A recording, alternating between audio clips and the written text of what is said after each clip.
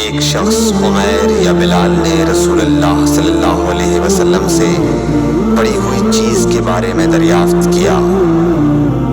آپ نے فرمایا اس کی بندھن پہچان لے، یا فرمایا کہ اس کا برتن اور تھیلی کو پہچان لے، پھر 1 سال تک اس کی شناخت کا اعلان کراؤ، پھر اس کا مالک نہ ملے تو اس سے فائدہ اٹھاؤ، اور اگر اس کا مالک آ جائے تو اسے سونپ دو۔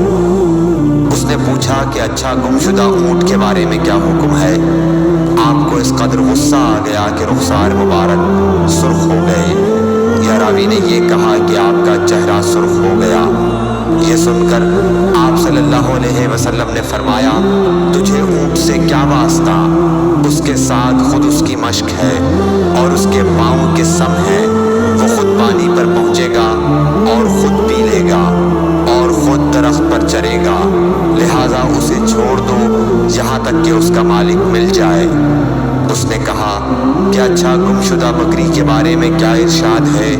آپ نے فرمایا وہ تیری ہے یا تیرے بھائی کی، ورنہ بھیڑیے کی غذا ہے۔ صحیح بخاری حدیث نمبر 91۔